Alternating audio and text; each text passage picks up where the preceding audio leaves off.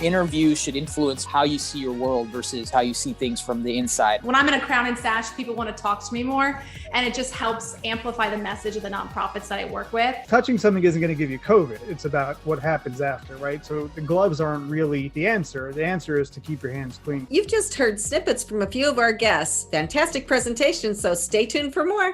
Want to patent your invention? The chance is near. You've given it heart. Now get it in gear. It's Passage to Profit with Richard and Elizabeth Gearhart. I'm Richard Gearhart. I'm Elizabeth Gearhart. Welcome to Passage to Profit, the Inventors Show, where we talk about small businesses, entrepreneurs, and the intellectual property that helps them flourish. So how well are you? Ash Kumra is our featured guest this evening. He's a wellness entrepreneur, national radio host, and top-ranked performance and personal branding coach. Christina Henderson is our executive spotlight and holds the current title of Mrs. New Jersey. And she'll be interviewed by our very own Carrie Barrett. And we have a fabulous consumer product. So there have been so many inventions during the time of COVID. I love this one, and I am getting it for myself. I'm just going to tell you, everybody's going to want it when they see it. And you will be hearing about that from Hirsch Chin. Yeah, and it's a great product, and it's a fantastic idea, and it'll keep you happy and sanitized wherever you go. So we're on to IP in the news that you can use. So the first thing we're going to talk about is a new patent that's been issued to Spotify. And the point of the patent is for technology to be able to predict what emotions you have, and then they will select music in tune with your emotions. It's a very interesting patent. I guess I'm kind of concerned that they're going to be using this technology to determine my emotions. I'm not sure that I like that idea. The way that they do this, though, is first of all, they look at your earlier playlist. They determine where you're located. So whether you're on a train or alone or in a party. And then based on that kind of information, the geolocation, they have a voice sensor that senses your mood. And then based on that, they predict just exactly what kind of music is right for you at that moment, which I happen to think is absolutely crazy because I'm not sure I want software that can determine my mood. Well, it shows what your friends are listening to as well. So that is kind of creepy, I think. But, a personalized marketing using AI, that's what's happening. Right? Yeah, I really am concerned that in 6 months, we're all going to be living under the spy net or whatever they call it. And we have just a few months of freedom left. You already are. So anyway, well, let's go to some conspiracy theory stuff. This is kind of fun.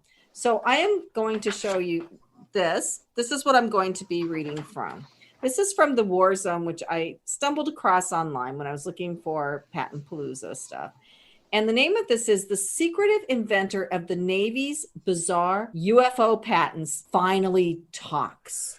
So we didn't even know that there was a secretive inventor from the Navy, but now we do. And let's hear what he has to say. So his name is Dr. Salvatore Pais, P-A-I-S. So if you are interested in secret patents of the Navy, then you can look for this guy. The War Zone has been following him and trying to figure out what he's up to. They say it's funny because they're actually getting the patents granted and they're like on pie in the sky, science fiction stuff. So this is written by Brett Tingley. So what kind of stuff is he patenting? So it's written by Brett Tingley, and the most radical of all is the hybrid aerospace underwater craft claimed to be able to engineer the fabric of our reality at the most fundamental level.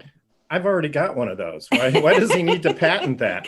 He got one. So all this has led many to wonder, what's going on with Dr. Salvatore Pais' patents? I think they're just trying to keep that defense budget up high and file a lot of meaningless patents so that, guy sounds crazy. So they think maybe they could be misinformation. So our adversary is going a wild goose chase. Oh, conspiracy theory. Great. Yeah. Mm-hmm. Or maybe they've already invented some of this stuff and the fabric of our reality is unraveling and changing as we know it right now. Yep. And those of you listening to Passage to Profit may be feeling that at this very moment. So anyway, just hold on. It's just an invention by the Navy. Anyway, sci-fi stuff. But as I told Richard, in the year 1 AD, I doubt they thought we'd be flying around an airplane. So Well, and that's true. And Arthur Clarke, who is a famous sci-fi writer, actually invented the satellite, and he wrote about it in a fiction book before it ever became reality. So while this is a little tongue-in-cheek, and I would love to see somebody bend reality, you never know what could happen. I'm just waiting for the warp drive patent. So Me too. I am Nice. so excited about our guest today. Yes,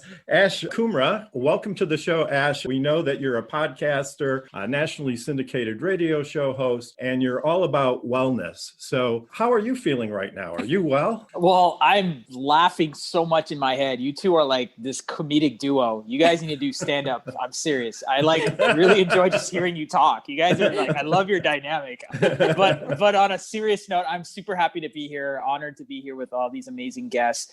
I'm doing great. You know what's interesting is I've been saying this to a lot of people.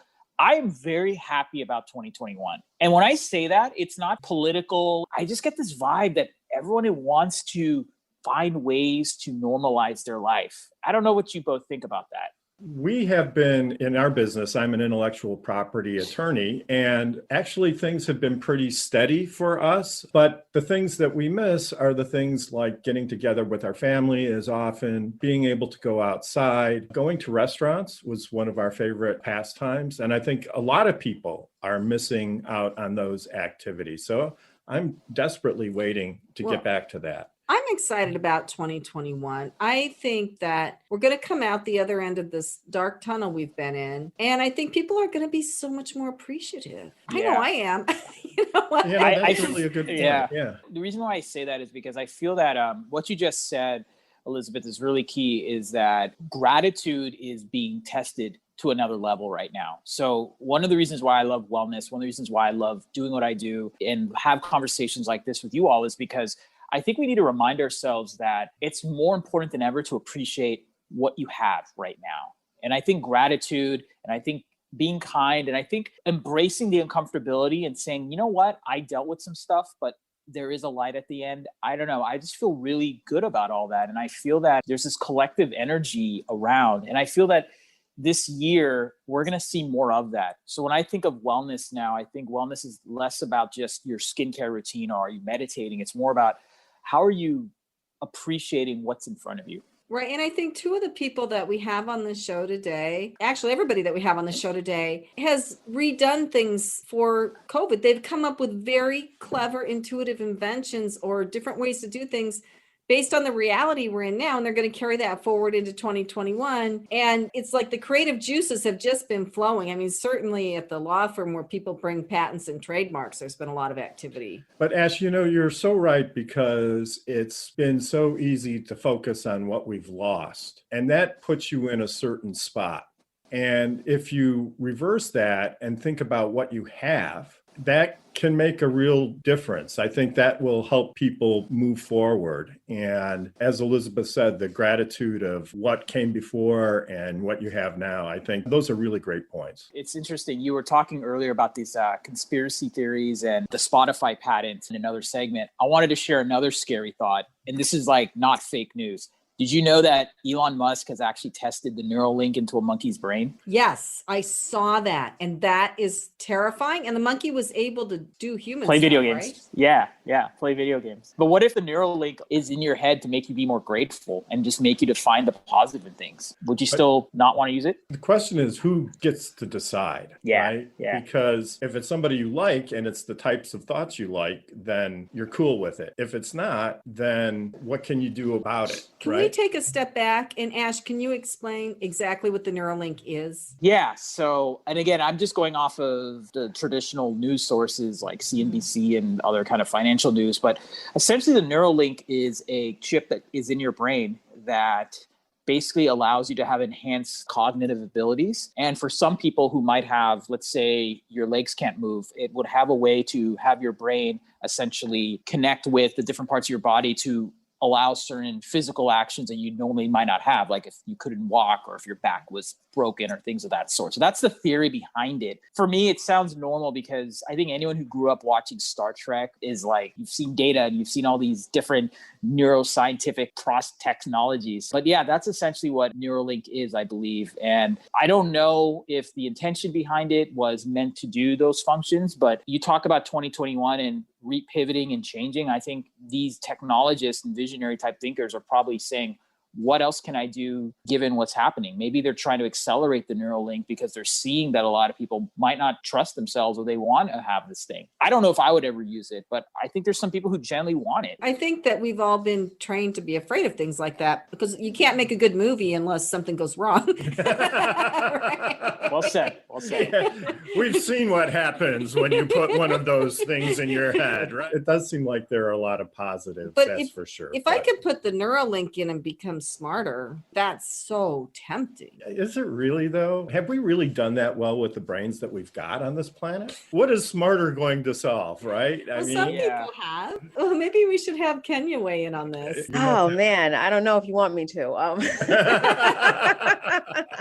I mean, I think for me, it's all interesting and it's innovative and, forward thinking. I also feel like sometimes it's problematic when we start to do God's job, and we start creating things that like alter our natural human state. So although I see the benefits from some of it, I also think that there could be some potential dangers from altering anything that we've been naturally given. So that's kind of where I stand on it. And it goes back to Ash, your point about gratitude, right? Like if we're to be in a really truthful, grateful state and appreciating what we have and where we are, I think life is really about mastering that and appreciating what we have and getting that to work at its optimal level on its own. So that's kind of where I stand. It's a tightrope walk. I mean, will you get a vaccine so you don't die? It's a philosophical question. I think it takes somebody that's really knows philosophy to put this in a frame of mind. The thing is nobody really knows. And it could be that someday we all end up as part of a large machine or a large neural network. The Borg. Or whatever. The Borg. And maybe that is better. I don't know, but nobody really knows that. Very Carrie, true. what do you think? I go back and forth and I have a million questions for you, Ash. And I know there's probably a couple of people in our audience who might be saying, what is this hippy dippy kind of stuff? I need you to show me some science. So I'd love to hear how you are where you are when it comes to how this all works and your belief in it. But I was just doing a podcast earlier this morning with somebody who has a doctorate in business psychology. And we were talking about gratitude, one thing. And we were also talking about this thing called the caveman brain, which is that sort of innate, ancient defense mechanism that we have when the bushes rustle, we like see saber-toothed tigers. And that's how we have managed to stay alive for millennia. Well, now the dangers are different, but our brains haven't really evolved to keep up with the fact that no, when the bushes rustle, it's not because there's a saber-toothed tiger. However, I do have the PTA sitting on my shoulder instead, and I feel the same fight. Well, now it's the guy with the leaf blower, right? So maybe there are some good use for it, but I also think about, are we getting into our DNA too much? Are we creating designer babies? Like that sort of thing. Like how far do you take it? I love the whole primal conversation because if you follow the history, yes, cavemen, cave women were hunters or they needed to survive. And I feel that we live right now, at least some people in our society live in a time of excess culture. Like we complain about things that are kind of like, that first world kind of thinking or whatnot. And so I feel that sometimes people take advantage of the fact that we have so many luxuries and so many luxuries force us to become inherently lazy. I'm not telling you to go hunt right now and go kill meat if you're eating meat, but I'm just saying that buying excess meat or buying excess plant-based food when you just need food for the day, but stocking up your fridge for months and months and months, it's like, do you really need to do that? Or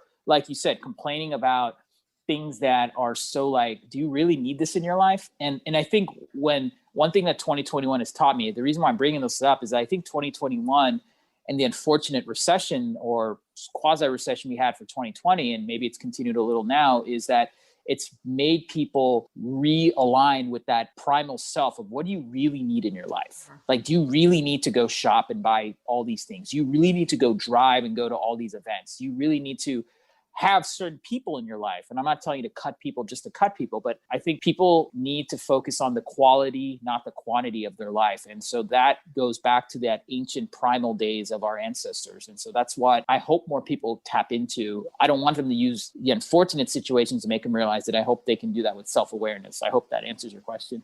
No, it does. And it's really interesting because when you started to talk about decluttering our life, that's how I'm interpreting what you're saying. But there was an article that just came out last week, and I wish I could remember where I read it, but it was that the pandemic has forced us all to become a little more authentic, meaning yes, we don't have to hang out with this person who we really don't like, but we feel like we're supposed to because that's what our social group dictates that we do. Like we've kind of stripped away all of the BS.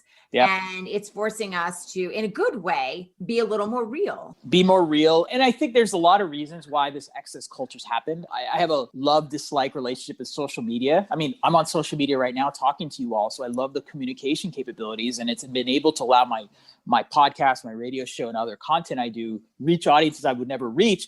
But at the same time, it's a drug too, where if you get on it, you can use it for that short-term hit. You know, for, oh my God, I want to post a status and look at my likes. Or you could say, oh, well, people don't like this, or I'm getting attacked for these views.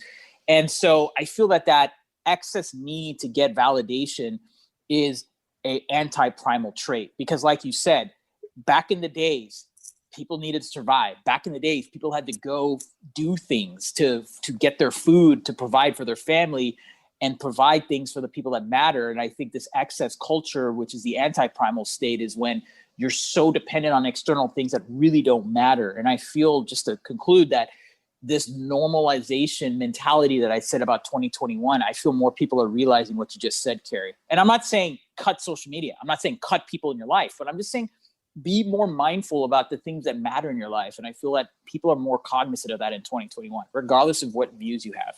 You know what? It's interesting. I'm going to use a news analogy to sort of bring this home because I see all the different points that everybody's making. And I've worked at stations across the country and in all different networks and ownership groups. And it's inevitably this. It's the winner is the dominant number one station in terms of the rating in every market is the one who's concerned with what's going on in their own newsroom. And because they are so focused on what they have to do, it's always a dominant number one. I mean, they blow 2, 3, and 4 out of the water because 2, 3, and 4 are busy looking all over. And then they're trying to catch up. They're like, oh, let's go over here. Oh no, now this station's doing this. So we have to follow up. And their eye is never on the prize. It's always on what everybody around them is doing. And that's inevitably, when you dig down into the deep, that's why they're not winning. There's a bunch of other stuff that goes along with it. And also, to just bounce off of what Carrie and Ash said, I did once have a mentor who said, if you want to be a better leader, work on yourself. And it really is true that you can't be a better leader without being a better person. I always took that advice to heart, and we continue to work on ourselves. So I think we need to just shoot our caveman self down and say we're going to be the enlightened person. There is something we can take away from the caveman primal versions of ourselves, is focus on what you really need. And also embrace the uncomfortability. So that's a theme that I think needs to be talked about more. And I feel in 2021, hopefully people can be more self-aware to see this, is that it's okay to be uncomfortable. It's okay to embrace it. It's have conversations about things, be vulnerable. These are reasons why I love wellness and mental wellness specifically. It's because this is how your mind evolves. And I wanted to go back to something you said, Kenya, earlier about creativity. I would agree with you, Carrie, that the best, at least as a broadcaster, the best broadcasters that I've ever met or have seen are the ones that literally are working from what can I do that I'm meant to do, not what is trending. I have a philosophy that the best entrepreneurs or the best creators follow a purpose, not a trend. And I'll give you a really quick example. So let's say I wanted to create a social network for tennis players. And it was literally, think about like a Facebook for tennis players.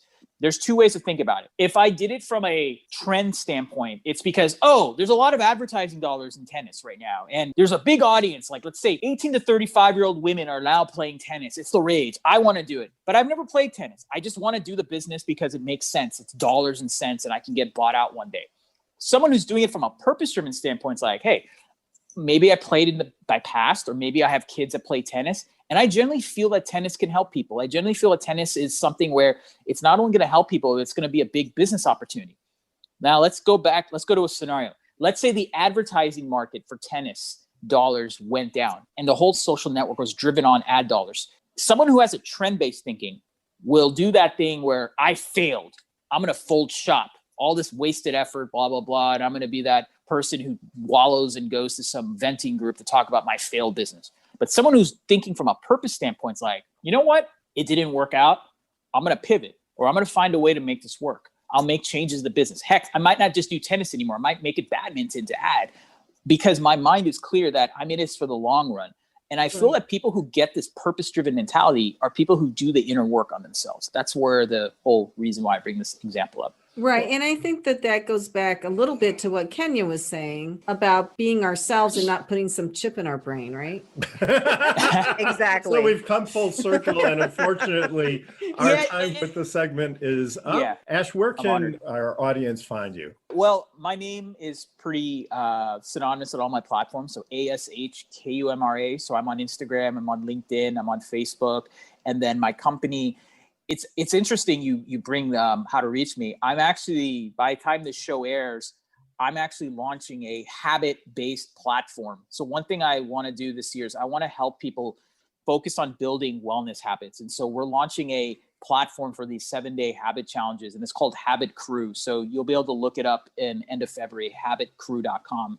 Well, we look forward, and I hope you can stick around for a few more minutes as we continue on with the program. You're listening to Passage to Profit with Richard and Elizabeth Gerhardt, our special guest. Ash Kumra will be back right after this message. What are entrepreneurs' most valuable assets? Their passion and ideas. We can't protect your passion, but we can protect your ideas. Trust Gerhardt Law to protect your ideas with premier patent, trademark, and copyright services. There's never been a better time to start your own business. Contact us at GerhardtLaw.com. At Gerhardt Law, we have years of experience protecting entrepreneurs' ideas and brands using patent, trademark, and copyright protection. So if you have a new consumer product, a new software application that you're planning to build or sell, or a brand or company name that you want to protect, contact the experts at Gerhardt Law. www.gerhardtlaw.com. Don't let the wrong protection strategy ruin your business. All of our attorneys are passionate about protection and are licensed and qualified to represent you before the United States Patent and Trademark Office. Don't start your project without calling us first. Contact Gerhardt Law on the web at GERHARTLAW.com. Together, we can change the world. This ad has been read by a non-attorney spokesperson.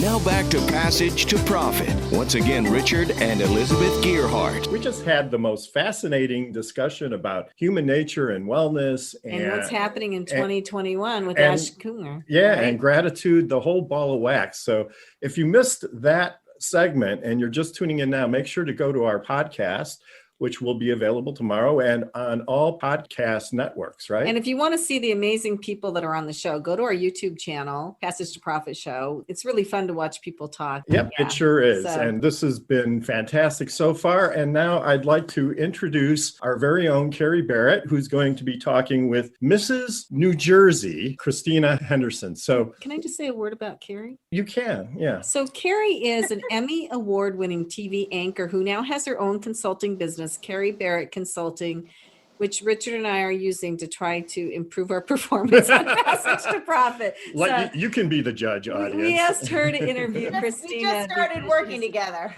Great style. So welcome. Thank you. I'm so excited to be here. And I am kidding. You guys are amazing. Everybody always, the chemistry between the two of you is phenomenal. You have something special going on here. With that said, we also have a really special group of guests here as well. Thank you for the kind introduction. I've been looking forward to talking to Christina Henderson ever since you guys invited me to be on the show. So we have Mrs. New Jersey, America. Christina, it's so nice to meet you and see you. So nice to meet you. Thank you so much for interviewing me. I really appreciate it. You're the current Mrs. New Jersey, correct? I am. This has been a wild year. I've been so busy and it's just been such an incredible opportunity. It's really have you always been, I guess you have been, right? Always sort of in that pageant circle, or how does that work? So I used to watch Miss USA on TV. And when I was 19, I was like, oh, let me just compete for Miss New Jersey. And I didn't train at all. I just went for it.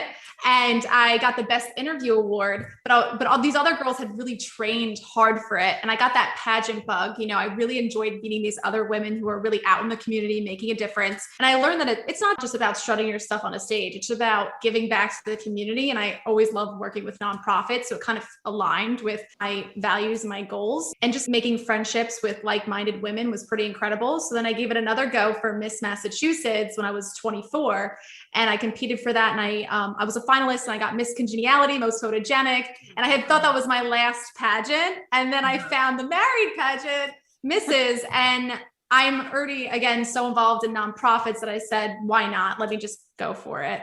And now I'm so grateful to have the title and be able to really be a bigger voice for nonprofits. You know, when I'm in a crown and sash, people want to talk to me more, and it just helps amplify the message of the nonprofits that I work with. And also I work with women in business too. I'm building a support system for women owners. And I think it's so important that women support women in 2021 and moving forward. So it's just been such an incredible experience. Have you had to change the way, I mean, I know that you travel a lot. How has that changed with everything that's going on in terms of the pandemic? Right now, I'm kind of staying in New Jersey and doing most of my traveling. Actually, with my business, I'm actually on a campaign donating masks, and we're doing it to close by states. We're going to New York, Philadelphia. We are going to be traveling to Florida and California when it's a little bit safer to do so. And we're donating over 100,000 masks, which I'll get into in a little bit. But as Mrs. New Jersey, I'm touring the state. And you know what? I'm still going out there, even though it is a pandemic. Of course, I'm wearing my mask and having that extra safety protection. But it's important that we all remain hopeful, and, you know, meeting with other people during this time, I think is really important. You know, human beings, we're social beings, and it's still important that we live our lives to the fullest. And I want to make the most of this year, and I'm doing it the safest way possible. And I think that's important, but we just can't stop living our lives. You know, we have to still live and seize every opportunity. And so I'm making the most of it and working with nonprofits. You know, just because it's a pandemic, these organizations aren't stopping. They're not on a break or on a pause. It's important that we still get out there and support our nonprofits and support our small businesses during this time, because it's so critical. It's so crucial. Well, of course. And not, especially with the nonprofits, for many of them, their donations are down, but the need is so great. I have a friend who runs a nonprofit here in Rockaway, New Jersey, actually, and it's a really tough time. And I know she's not the only one that's struggling. And I want to ask you a little bit about that, but you talked earlier about the importance of being supportive in the way that you help small business owners, and especially women-owned business. You're a certified women-owned business, and I want to talk to you about business in a moment. But I was looking at your Instagram page, and if you're not following Christina, you should be. It's very, very cool. One of the initiatives that you have right now is that you're going to all 21 counties in the state of New Jersey, and you're visiting with women who own their businesses, who run businesses. How did you get that going, and what's sort of the ultimate goal? What would you like to see happen with that? Well, I kind of thought of the idea because I had searched for like a grassroots support system for women owners, and I couldn't really find any actually. I'm WBE certified, and that's a network of women, but that's a small percentage of women who are WBE certified. And so it kind of made sense to me to meet with other women owners. And as a woman-owned business, as an owner, I find it hard to meet other women who are like-minded in business, who have, you know, a thirst for success and for giving back. And it's hard to find people with that same mindset and build a friendship too.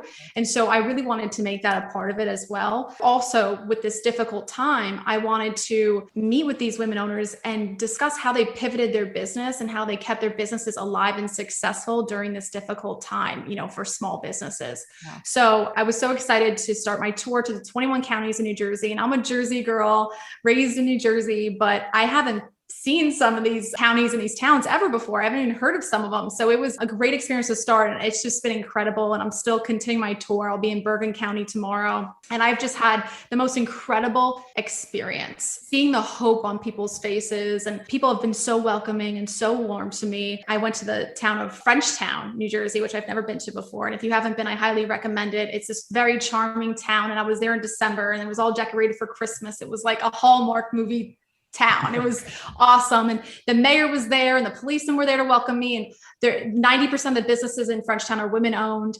And they were so excited to see me and talk to me. And it was a really, really beautiful moment.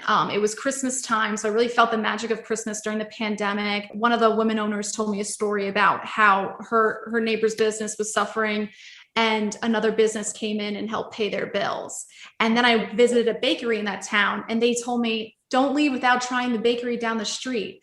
And they're a competitor business. Yeah. And that is just what it's all about. And it has been so incredible and really moving. And I'll remember this for the rest of my life. I just really tell people to really support your small businesses during this time.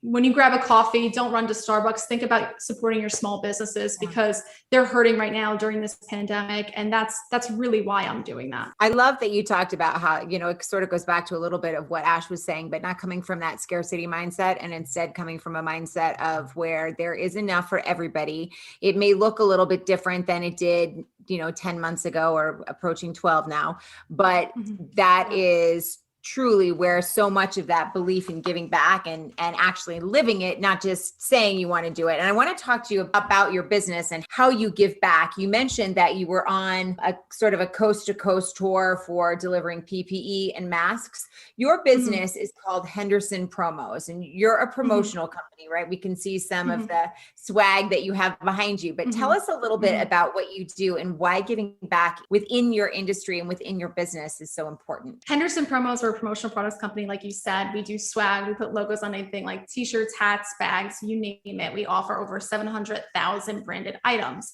So when the pandemic hit, all of a sudden we were operating at 10 to 20% of what we normally operate at.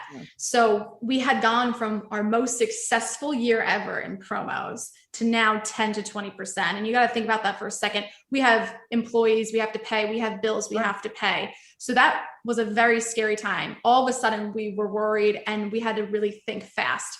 And we were actually doing promos for hospitals at the time, and they were coming to us for PPE items. So we were able in the beginning of the pandemic to use our manufacturers overseas that were making our pop sockets and fidget spinners. They were now making PPE items, gowns, masks, gloves, these items that we were able to supply to hospitals, states, and our frontline workers.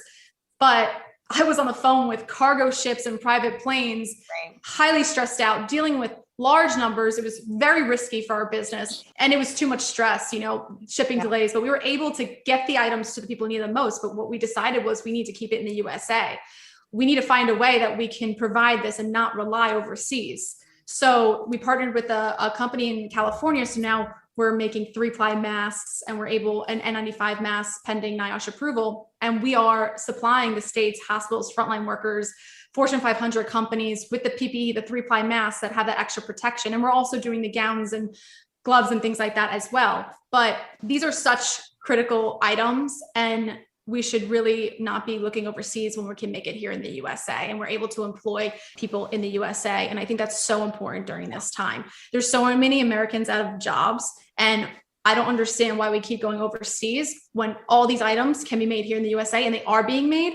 And actually, there's companies that are making these items, and I know businesses and hospitals and states that are still using overseas, which is an issue. We really have to support our USA companies and have it made here. Is there something in your story or your journey or your life? What made you so focused on sort of this nonprofit sector and the idea of giving back? Was it something that was instilled in you from a young age, something you saw your parents doing? I think as I've grown up, I've realized that life is about service and giving back. What's the point of living if you're not helping other people? One of the organizations I work closely with is called the Tigger House Foundation, raising awareness for opioid addiction. I lost my brother-in-law from an opioid overdose, and it's a huge epidemic facing the world. And I think it's so important that we raise awareness, change the stigma surrounding this disease, make it okay to talk about, because people still don't like to talk about it. They like to hide it. And we have to really address the situation and educate our youth. So I'm very passionate about that. I'm also passionate about helping the food banks. I work closely with Fulfill, the food bank of Monmouth and Ocean counties, but I'm also donating masks to many other food banks nationwide. But I think people don't realize that since the pandemic, the need for food has increased 40 to 60% in our nation. And if you think about that for a second, that's just unacceptable. And we really need to do something about that. And I think it's really important that we really look at our food banks and help as much as possible. I was standing on the street handing out masks to the food bank of Harlem, and it broke my heart to see people waiting online from 11 a.m. to 6 p.m. It was freezing cold. And they were waiting in line for a few things of food that they could eat for the week. And I don't even know if that would be enough for them. I saw little kids waiting online. I saw people with dirty masks waiting online. That's another reason why we're giving out clean, safe masks for them. I saw someone with little dogs. The dogs were shivering, and it just really broke my heart. And we really need to help our community during this time. There's so many people that are struggling. Someone you might think might not be struggling could be. You know, I'm at these food banks and, you know, they're like, don't judge because there could be a BMW pulling up and that person could have just lost their job. So you really just don't know who's struggling, and you really have to be aware and I just try and help your neighbors. And that's what I'm trying to do. You know, it's a difficult time for a lot of people. Thank you so much, Christina. Thank you so much for interviewing me. It's been amazing to be surrounded by such movers and shakers out there. So this has been incredible. Thank you, Carrie. And Christina, you are such an amazing talent in so many ways. Thank you. Thank you so much. It's been an absolute pleasure. We'll be back with more Passage to Profit right after this. Hi, I'm Lisa Askley's the Inventress, founder, CEO, and president of Inventing A to Z. I've been inventing products for over 38 years.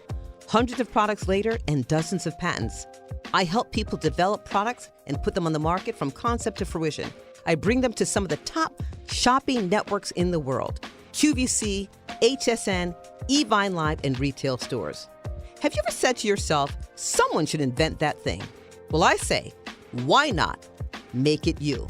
If you want to know how to develop a product from concept to fruition the right way, contact me, Lisa Askley's the Inventress. Go to inventingatoz.com, inventingatoz.com. Email me, lisa@inventingatoz.com. Treat yourself to a day chock full of networking, education, music, shopping, and fun. Go to my website, inventingatoz.com. Passage to Profit continues with Richard and Elizabeth Gearhart. We're here now with Kenya Gibson, who's going to do a segment on Power Move. So Kenya, who do you have for us today? We have Monique Idlet. We're going to be talking about her and her contribution to Undercover Billionaire. So I don't know if anyone's been watching that show on the Discovery Network, but it's an amazing show about entrepreneurship and basically how they only give you $100, a broke down car, and you have to leave all that you know and go find a way to build a business. And Monique has been able to do just that. She has been able to build a $1 million business in 90 days, right? Which is, some people don't even do that in a lifetime, right? And, you know, she has an interesting background as well. She was married to a few celebrities, but, you know, really has kind of left all that she's known to do it on her own. She worked her way from poverty all the way to where she is now and has started multiple businesses. But this is her recent venture. And I just thought it would be cool to highlight her for Power Move today. Wow, that's really great. What kind of business did she start? I'm not going to tell you. You're going to have to go watch the show. Oh, spoiler alert. I have to watch. Spoiler alert. I was going to tell, but I was like, you know what? This is a good opportunity to push some people to the show. So you have to watch Undercover Billionaire on the Discovery Network to find out what kind of business she built. And she's not the only one, right? So they feature a lot of different entrepreneurs on the show as well. But I thought she had a super cool story, how she kind of worked away from nothing to where she is. I'm familiar with it. And thank you for sharing that, Coach Kenya. I think this is a great example that Christina had shared about if there's a will, there's a way, and never giving up. You know, these terms about pivoting and finding whatever it takes. This is the American dream. This is entrepreneurship. This is what makes our society be inspired, be innovative. And so it's a great testament with this as example. I love it when I see more positive reality shows versus just the things that are all about access and things of that sort. And every business is really built on a series of small successes. I mean, sometimes you can hit it big with one big deal, But really, most of the time, it's incremental improvements, incremental process, and it takes a little time. So I'm amazed that this woman had the talent or luck or whatever it was. I am so curious. I'm going to have to watch the show. You have to tune in. Well, you know what's funny? That show sort of came out when I first started my business, which wasn't all that long ago. And I remember thinking, I need to watch this because this is what I need to do. It can be a little longer than 90 days, but I'm still plugging away at it. I'm still in the incremental success. Elizabeth, why don't you tell us about Fireside? Yes, so I have my own little startup. It's called Fireside Directory, and it is a website and a YouTube channel. And what I do is I interview small business owners and I put them on my YouTube channel and website. And I have been building it for almost a year now. I've started with attorneys and then COVID hit. And we obviously have a video studio of our own in the building that the law firm is in. So I was doing really great videos with a videographer up here in the studio. And then COVID hit and everybody went on Zoom. The biggest barrier I had to start was that people didn't want to be on video. They were terrified, even with an interviewer. And so COVID actually was beneficial in that way because all of a sudden everybody had to be on Zoom, whether they wanted to or not, right? And so I started going to networking things. People are wonderful. Like I just spoke to this man in Queens and he's going to introduce me to 30 people he thinks could be on my site.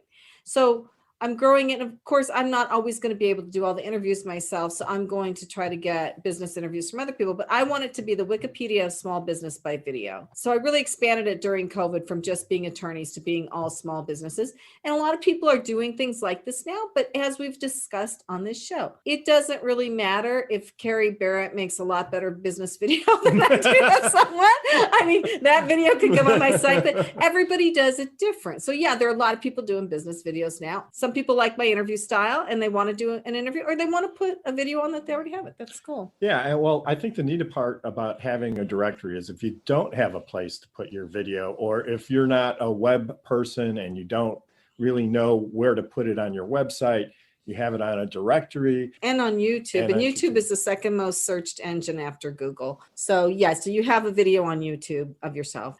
Well, I am so excited about this product and about the presenter. It's something everybody can use, especially in this day and age, but you know me, I'll probably use it till the day I die. So without further ado, I'm going to let him explain what it is. So welcome to Hirsch Chin with Bond Sanitizer. I've developed this. I was out shopping and we realized that we need something that's better in the sanitizing world. And what I developed is this personal wearable hand sanitizer dispenser. It's a refillable cartridge. The nozzle comes off. You stick in any gel sanitizer that you like. You know, some people like it scented, some people like no scent. Put it back on, stick it into the holster that sits on a belt or a purse strap. We make it pretty tight because a lot of people in healthcare were using it, so it sits on scrubs as well. So we had to make it tight, but then it'll loosen up if you're using it on a belt or a purse strap. So when you reach underneath it and you just give a little squeeze, the sanitizer dispenses from the bottom in the nozzle. So it's one-handed operation. You're not reaching into your pocket or purse or flipping a cap and then squeezing it. And then as you're closing the cap, most of it drips off your hand. So we went through a bunch of iterations to actually get the shape, size. You know, we wanted it to be big enough that you're not constantly refilling it, but small enough that it's convenient and lightweight. So that's what I came up with. And within a few months, we were able to get a design engineer to print 3D prototypes and create the molds and get it manufactured. So here we are. This is a Bond Sanitizer, and it's our personal one-hand touch wearable sanitizer dispenser. That is such a great idea. I'll never forget the first time after the pandemic, Elizabeth got into my car and I had a hand sanitizer bottle in there. And she and I are like exactly the opposite. She sanitizes everything. I go by the 2-minute rule. If it falls on the floor, I'll eat it. If a cat doesn't get there first. And so I had this bottle of sanitizer in my car and she was shocked. So, but I'm sure there's plenty of people out there. And I mean, there should be a government regulation that forces people to use this, right? I agree. I really like this product. I feel that it's very helpful for fitness as an example. So whether you work out at a park or you're in an outdoor class that's allowed for working out, I can tell you right now, I would love to do this right after I do yoga or right after I'm doing weights. And it's like, you're right. I was making this comment that or showing this, and I have one of these in my bag. Look how big this is. And this is like a small size. And what you're saying would be so applicable.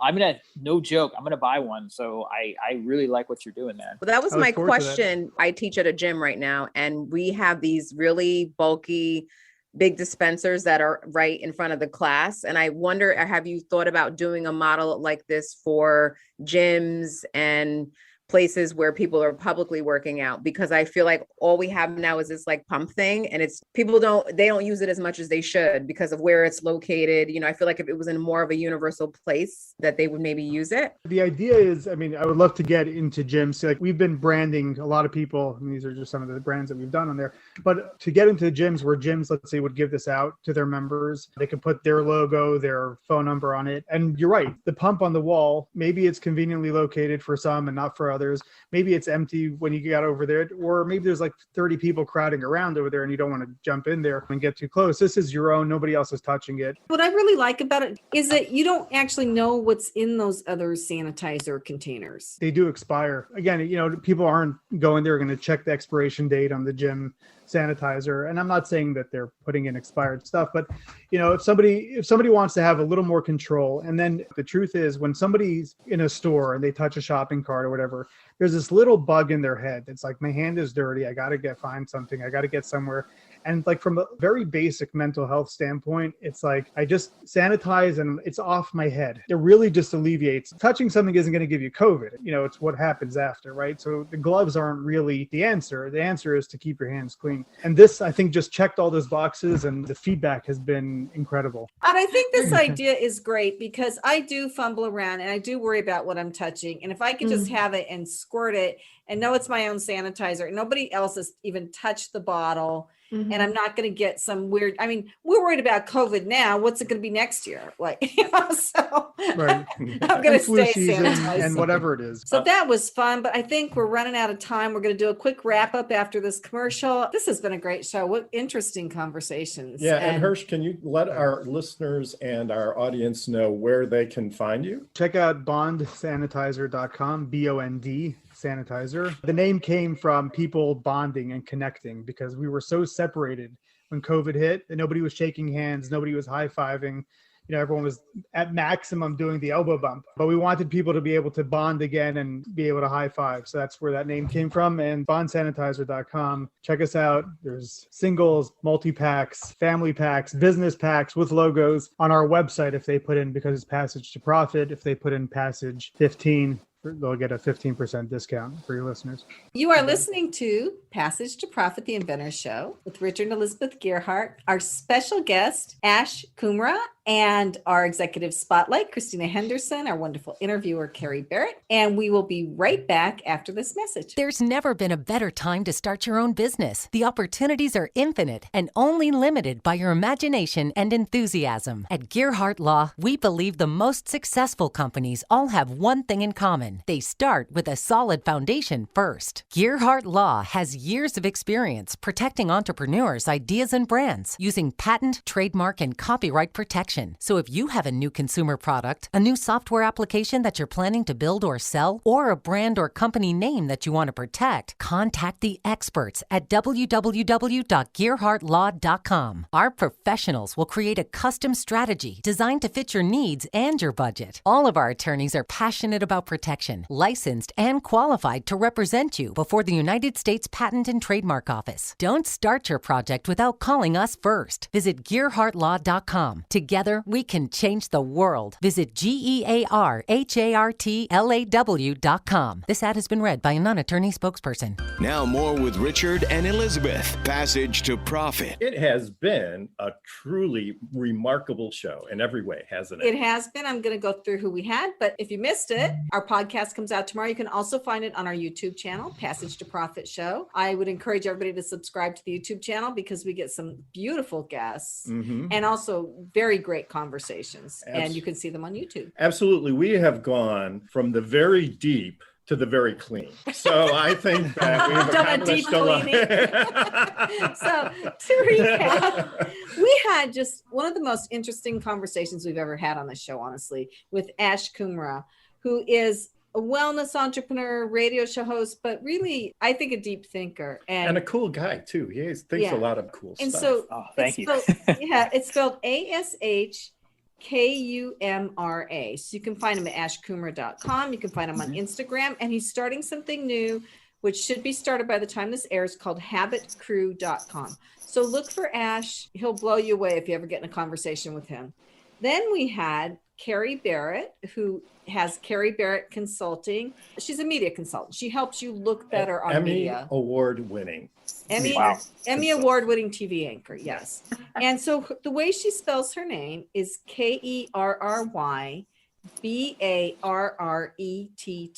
You can find her at Carrie at carriebarrettconsulting.com. That's her email. Carrie interviewed Christina Henderson. So Christina Henderson is Mrs. New Jersey, and it's kind of amazing to hear about all the stuff that she does. Yeah, I mean, she's made the world a better place 50,000 times. So, and we really need people like her to move the ball forward. And she has HendersonPromos.com, spelled exactly how it sounds. And they turned around, they're giving away masks for free. They're working with food banks. I mean, she's an unbelievable human being. And she's connecting with women businesses who are working to pivot during the COVID situation. So really great to know her and meet her on the show. Right. And you can find her at KH@HendersonPromos.com. If you missed this segment or the first segment, really, you should go back and listen to it because they were pretty amazing. And then we had Kenya Gibson do her power move, which was really interesting. We have to all go watch this TV show. How to be a millionaire in 90 days or less. So. And so Kenya, she's very creative. And one of her jobs is to help people find marketing solutions using iHeart resources. It's Kenya Gibson with a P at iHeartMedia.com. They not only have radio spots, which are all over the country, but they also have digital marketing, and they really know what they're doing. Right? And the digital marketing is fantastic. We've been using it for over a year now, and we just have all sorts of calls. People are just really being reached by their marketing, and it's translated into some great business for our firm. So. And then I talked a little bit about Fireside. You can find it's fireside.directory, or just look up Elizabeth Gearhart on LinkedIn. You'll see everything you need to know. Yes. And then we had Hirsch Chin with Bond Sanitizer. So his website is bondsanitizer.com. It's a sanitizer you can put on your belt. And you can dispense right there on the spot. It's a personal hand sanitizer that rides on your belt. You push one button with one hand. You get sanitizer. You fill it up with your own sanitizer so you know exactly what's in it and how old the sanitizer is. And so when you feel the need to be clean, he's right there with you. So. And who doesn't in this day and age, right? So I guess that's about it. Before we sign off, do any of our guests this evening have any comments? Kenya? Well, I just want to say it was a pleasure as always being part of the conversation. We got to talk to Mrs. New Jersey, which was lovely. Ash, it was super great connecting with you and meeting you and all your insight on inner wellness and all things far in between. And Ursh, I love what you're doing with the whole sanitizing game. I'm excited to see growth in that space. We all want to make sure that we feel safe and we feel clean, and especially with everything going on. And Carrie, it was nice as always to connect with you and have you on the show. Thank you. And Christina, it was obviously fantastic to meet you. I love what you're doing with giving back and supporting one another. Hirsch, I'm all in. I'm placing my order for your sanitizers as soon as we get off this show.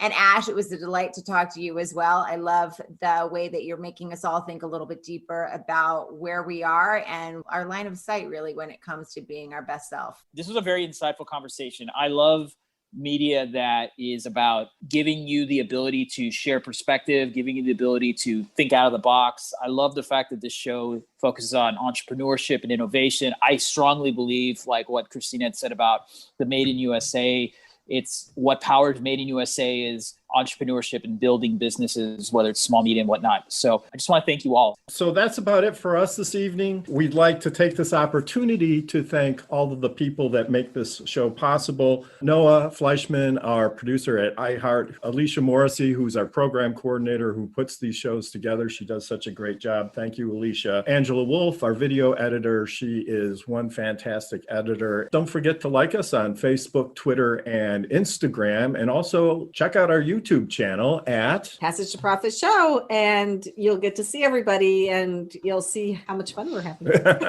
So thanks a lot, everybody, for listening. And this is Richard and Elizabeth Gearhart for Passage to Profit on iHeartRadio, WOR 710, the voice of New York.